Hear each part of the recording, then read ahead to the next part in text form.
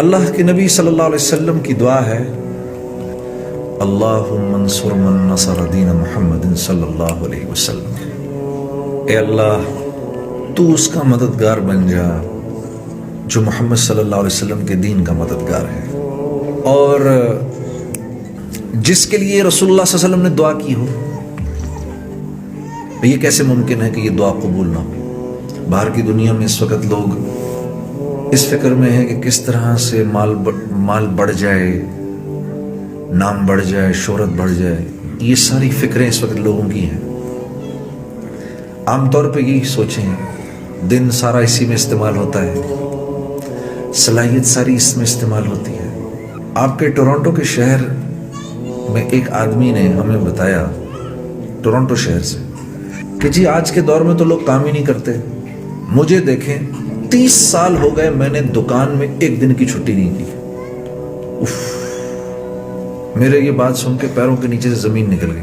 کہا جی ایک دن چھٹی کی تھی، وہ بھی آدھے دن کی، جس دن والدہ کا انتقال ہوا تھا، آدھے دن کی تھی چھٹی، دوپہر کو پھر دکان پہ آ گیا تھا۔ سوچو اس مسلمان کی ساری صلاحیتیں وہاں لگیں جہاں اس بیچارے کا زور ہی نہیں چل سکتا، کیونکہ رزق تو اللہ کی طرف سے مقدر ہے، متعین ہے۔ یہ 30 سال وہ جس نے عمر قید گزاری نا 14 سال، وہ اس سے دگنا خوش قسمت ہے، کیونکہ وہ تو 14 سال کے بعد رہا ہو گیا، یہ 30 سال دکان کا قیدی بنا رہا بیچارہ۔ اس کی ساری صلاحیتیں اللہ رب العزت نے جو اس کے اندر انسانی کمالات رکھے تھے، وہ سارے کے سارے استعمال کس لیے ہو گئے؟ دکان کی چیزیں بیچنے کے لیے۔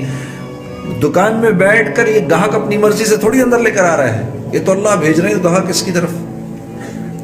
لیکن اس بیچارے کی صلاحیتیں ساری کی ساری دکان کو ٹھیک کرنے میں لگ گئیں، کہ دنیا میں آنے کا مقصد مال کا بڑھانا نہیں ہے، بلکہ دنیا میں آنے کا مقصد ہدایت حاصل کرنا ہے۔ تو دنیا میں آنے کا مقصد ہدایت حاصل کرنا ہے، دنیا میں آنے کا مقصد مال اور حکومت اور دولت اس کا حاصل کرنا یوں نہیں ہے کہ اس کا حصول انسان کے بس کی بات نہیں ہے، انسان کے بس کی بات نہیں ہے میرے دوستو۔ رزق کا بڑھ جانا انسان کے بس کی بات نہیں ہے، رزق کا بڑھ جانا انسان کے بس کی بات نہیں ہے۔ اللہ یبسط الرزق لمن یشاء ویقدر، یہ اللہ کا اعلان ہے، رزق میں بڑھاتا ہوں اور میں ہی گھٹاتا ہوں۔ ترزق من تشاء بغیر حساب ویرزق من تشاء بغیر حساب، جس کے لیے میری مرضی ہوتی ہے میں بڑھا دیتا ہوں زیادہ، بغیر حساب کتاب کے دے دیتا ہوں۔ ایک چھوٹا سا بچہ، باپ اس کا ملینئر بلینئر دنیا سے گیا، 8-9 سال کا بچہ ہے، ایک دم بلینئر ہو گیا۔ اب اس میں اس کا کیا کمال ہے؟ کون سی محنت لگی اس بچے کی؟ اللہ کی طرف سے ایک فیصلہ تھا۔ اور رزق کا لیکن مال کا بڑھنا یہ رزق کی بڑھوتی نہیں ہے، مال کا بڑھنا رزق کی بڑھوتی نہیں ہے۔ رزق میں کیا کیا کچھ ہے؟ رزق میں مال بھی ہے، نیک بیوی بھی ہے، فرما بردار اولاد بھی ہے، معاشرے میں لوگوں عزت بھی ہے، سر ڈھانکنے کے لیے، سر چھپانے کے لیے چھت بھی ہے، کپڑے تن ڈھانپنے کے لیے کپڑے بھی ہیں، ہاں، کھانا بھی ہے، صحت بھی ہے، کروڑوں روپے پاس ہوں، کروڑوں ڈالر پاس ہوں، اور طبیعت اللہ ایسی خراب کر دے کہ آدمی کے جسم میں لقمہ ایک بھی نہ جائے، تو آپ یہ کہیں گے کہ اس کا رزق بڑھ گیا ہے، کیونکہ پیسے تو بہت آ رہے ہیں، امن و امان بھی ہے، عافیت بھی ہے، لوگوں کا آپس میں مل جل کے رہنا بھی ہے، یہ سب رزق ہے۔ تو اللہ فرما رہے ہیں یہ ہم اپنی مرضی سے بڑھاتے ہیں، ہم اپنی مرضی سے گھٹاتے ہیں، ہم اس میں برکت دیتے ہیں اور ہم اس میں بے برکتی دیتے ہیں۔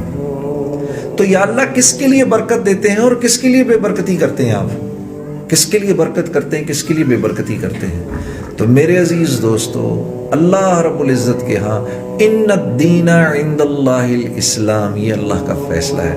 بھائی میرے قریب ہونا چاہتے ہو، میرے دوست بننا چاہتے ہو، تو اسلام یعنی یہ جو میرا حبیب ہے محمد صلی اللہ علیہ وسلم، اس کے رنگ میں رنگ جاؤ، تم اس کے ہو جاؤ، ہم تمہارے ہو جائیں گے۔ اب چاہے ٹورنٹو میں رہو، لاہور میں رہو، کوئی فرق نہیں پڑتا، یہ جو آپ سب پاکستان چھوڑ کے بھاگ کے ادھر آ گئے پیسے کمانے کے لیے، یہ تو اسلام کا مزاج ہی نہیں ہے نا۔ لیکن آپ کا کیا قصور ہے؟ ہم بھی یہی ہیں، ہم پاکستان کے اندر مارے مارے پھر رہے ہیں، آپ یہاں پر۔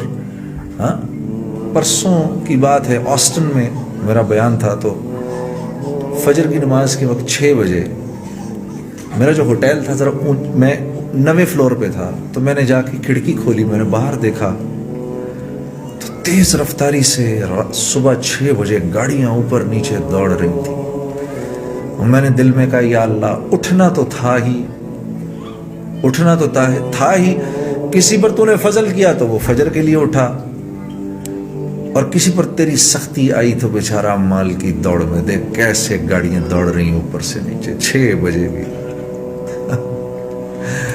اٹھنا تو ہے، یہ خود ڈیسائیڈ کر لو، نماز کے لیے اٹھنا ہے کہ کھجل خواری کے لیے اٹھنا ہے؟ اٹھائے گا ضرور اللہ، اٹھنا ہے۔ مسجد کے لیے گھر سے نکلنا ہے یا کھجل خواری کے لیے گھر سے نکلنا ہے، یہ فیصلہ آپ کر لیں۔ تو میرے دوستو، کیونکہ ایسے ماحول میں رہ رہے ہیں جس ماحول میں دن اور رات پیسہ پیسہ پیسہ پیسہ پیسہ پیسہ، اللہ دور تک نہیں۔ ایک آدمی ادھر آنے لگا کینیڈا، اس سے پوچھا بھائی کہاں جا رہے ہو، کس کے پاس جا رہے ہو؟ یار دوست ہیں، اور وہ اگر نہ ملے تو وہ کہیں نہیں جی ڈالر تو ہے میرے پاس، اور وہ بھی ختم ہو گئے، پھر اللہ مالک ہے۔ تیسرا نمبر کس کا؟ اللہ کا، پھر آئے گا اللہ کہیں بیچ میں۔ تو میرے دوستو، ہم نے اس مزاج کو بدلنا ہے۔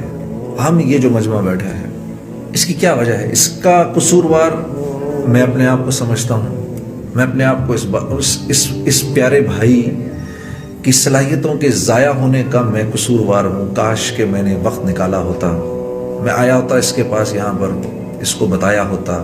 مسلمان تھا، میرے 1-2 دفعہ بتانے سے ہو سکتا ہے اس کو بات سمجھ میں آ جاتی۔ مجھے ویسے تو مسجد میں بات کرنے کی عادت ہے، سٹیج پر اب اس ماحول میں بات کرنے کی عادت نہیں ہے، لیکن آپ لوگوں کا جو دین سے جو رغبت ہے، یہ دیکھ کے مجھے رشک ہو رہا ہے، کس طرح آپ لوگ اپنے اوقات کو نحمدہ ونصلی علی رسولہ الکریم۔ پانی اگر تھوڑا، لیکن بہت ٹھنڈا نہ ہو۔ میرے عزیز دوستو، بھائیوں اور بہنوں، یہ بڑی خوش قسمتی کا موقع ہوتا ہے کہ لوگ کسی بھی جگہ پر اللہ رب العزت کے لیے جمع ہوں، اور ان کی سوچیں اور ان کی فکریں جو ہیں وہ اس بات میں استعمال ہوں کہ کس طرح سے محمد صلی اللہ علیہ وسلم کا لایا ہوا دین جو ہے وہ زندہ ہو جائے۔